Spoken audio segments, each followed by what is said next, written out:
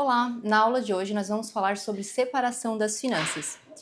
Para mim, separação das finanças é um dos tópicos mais importantes quando se trata de gestão financeira de um negócio, porque a partir do momento que você não consegue separar a pessoa física da pessoa jurídica, você não consegue identificar o lucro do seu negócio. E se você não identifica o lucro, você não sabe se você está indo bem ou não. Então, a separação das finanças é um dos assuntos mais interessantes para a gente estar revendo no nosso negócio. E eu tenho duas perguntas para vocês. A primeira é: você toparia trabalhar em uma empresa sem saber qual seria o seu salário? Eu tenho certeza que se você refletir aí, você vai me dizer que não aceitaria ir para qualquer empresa sem saber quanto que vai ganhar. E a segunda pergunta é: então por que você tem uma empresa e não tem um salário definido ainda, não tem um prolabore definido? Então realmente é de fato muito importante ter esse valor definido. Por quê? Porque a maioria das vezes hoje, o que vocês acabam fazendo, né? A maioria dos lojistas ou empresários, enfim, todos começam um negócio sem saber exatamente como fazer essa separação das finanças, qual o valor de prolabore retirar. E acabam fazendo o quê? Durante o mês, vai lá e paga uma conta de energia na conta da empresa, vai lá e faz o pagamento de uma despesa pessoal, de um mercado, de gasolina, coisas pessoais acabam passando na conta bancária da empresa. E isso prejudica a questão da separação e identificar também qual é o lucro do negócio. Outro ponto, às vezes chega um boleto que você recebeu do seu fornecedor e você vai pagar de onde tem dinheiro. E não deveria ser assim, você deveria pagar o fornecedor da empresa na conta bancária da empresa e não na sua conta da pessoa física e vice-versa. Retira quanto quer. Todo mês, durante o mês, como você vai fazendo retiradas aleatórias, o que vai acontecer? No final do mês, pode ter tirado 8 mil reais de salário, pode ter tirado 10, e ainda você vai sempre dizer pra gente: eu não sei, eu não tenho prolabore definido. Justamente porque quando você tira quanto você quer, você não define um valor fixo, você acaba descapitalizando a sua empresa. Então é importante a gente tirar um valor fixo para justamente ajudar no fluxo de caixa também da empresa. Então, são vários motivos para que a gente faça essa separação e essa definição de prolabore. E o que a gente tem que saber antes de definir o prolabore ou como fazer isso, né?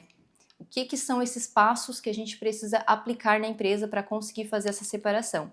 Existem 3 pontos que são essenciais. 3 pontos são simples e essenciais. O primeiro dele, contas bancárias separadas. Então, tem a conta da pessoa jurídica para pagar as despesas e receber as receitas na conta da pessoa jurídica. E tem a conta da pessoa física para fazer as suas entradas e saídas pessoais também. O segundo ponto, tem que ter um valor definido de prolabore. Então, hoje em dia, se vocês me perguntarem, mas existe uma regra para tirar um valor de prolabore? Não, não tem uma regra para a gente tirar um valor de prolabore. Nas próximas slides eu vou estar ensinando como a gente ensina para os nossos clientes também a fazer essa retirada e definir esse valor. Porém, não existe uma regra no Brasil ou algo que defina quanto que você tem que tirar realmente de salário todo mês. E o importante, a partir do momento que você definiu o valor, você tem que, de fato, retirar todo mês aquele mesmo valor, até que a empresa tenha condições de te pagar um valor maior.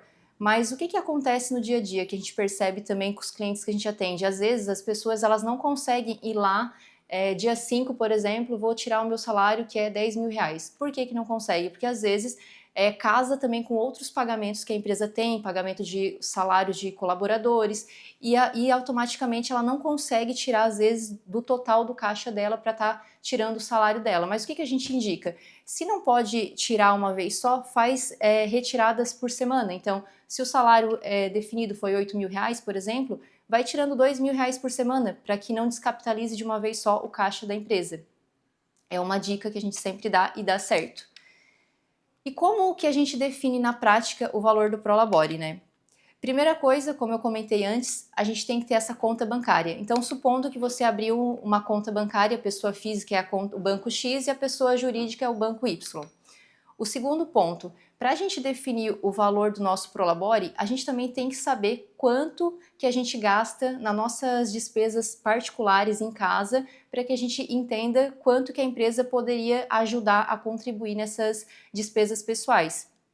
Então vamos lá, supondo que água, aluguel, energia, mercado, enfim, você tenha um custo total de 5.380 por mês.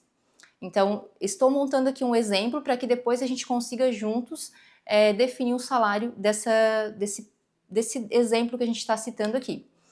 Quanto tempo que a empresa está aberta? Se a empresa estiver aberta há 2 anos, não faz sentido você tirar um salário enorme, um salário que talvez a empresa vai descapitalizar todo o caixa dela. Então a gente já teve situações de que a empresa acabou com o tempo fechando justamente por erros desse tipo, não só o do salário, obviamente, mas outros erros de fluxo de caixa. Então ela tirou muito e não poderia tirar do caixa da empresa. Nesse caso aqui que eu trouxe, vamos supor que seja uma empresa que está há 2 anos aberta.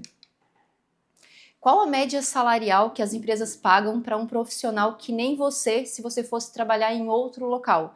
Então, fazendo uma pesquisa rápida, nesse exemplo aqui, R$ 4.500.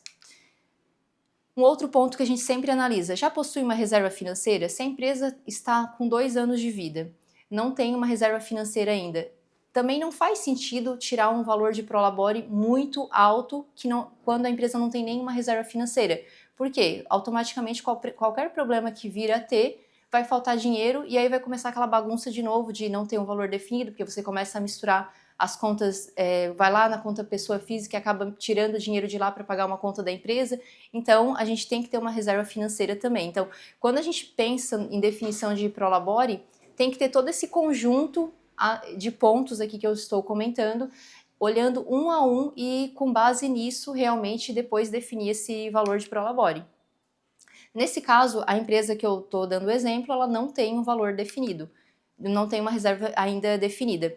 Possui alguma dívida ou algum empréstimo? Também é importante a gente estar ciente de, se eu vou tirar um valor de Prolabore, eu tenho que estar consciente de que se eu estiver pagando um empréstimo ou coisa do tipo, eu vou tentar tirar o mínimo possível, porque senão eu vou pagar juros, vou pagar taxas do banco e automaticamente também não vai fazer sentido para uma empresa, porque automaticamente vai estar tirando mais o lucro do seu negócio a partir do momento que tu começa a pagar muito mais juro, né? E levando em consideração que tu vai tirar um salário legal para ti e vai descapitalizar a tua empresa. E por último, o que é importantíssimo a gente analisar também? Por último e menos importante, né? E mais importante, na verdade, qual é a média de pagamento e de recebimento da sua empresa nos últimos 3 meses? Então, nesse exemplo que eu trouxe aqui, vamos supor que a empresa ela recebe R$ 40 mil em média. E na parte de pagamentos, ela paga em torno de 30 mil, 31 mil por mês. Se a gente fizer a conta básica, um menos o outro, vai sobrar R$ 9 mil. Desse R$ 9 mil, quanto que você acha que você poderia tirar de Prolabore? Considerando todos esses pontos que eu comentei anteriormente, sendo que a empresa está há 2 anos aberta, que o teu custo de vida ali seria 5.580 mais ou menos, que não possui uma reserva financeira ainda, então como a gente vai definir o valor exato se a gente tem todos esses outros pontos para analisar? Então, por isso que a gente tem que definir um valor com consciência, né?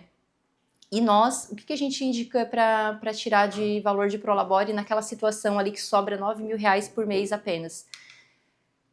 No máximo, tirar R$ 5.500, porque se você tirar muito menos que isso, o que vai acontecer? Você não vai conseguir nem pagar suas despesas pessoais e vai virar uma bola de neve também. Então, vai prejudicar a pessoa física, vai prejudicar a pessoa jurídica. Então, pelo menos tem que tirar um valor que consiga realmente cumprir as suas despesas pessoais. Se a gente fizer, então, 9 mil, que é o que sobra, menos os 5.500, que é o valor do Prolabore, sobraria, então, R$ 3.500 em caixa. Esse R$ 3.500 em caixa, você poderia usar, por exemplo, R$ 500 para estar pagando, fazer um investimento, guardar em uma reserva financeira.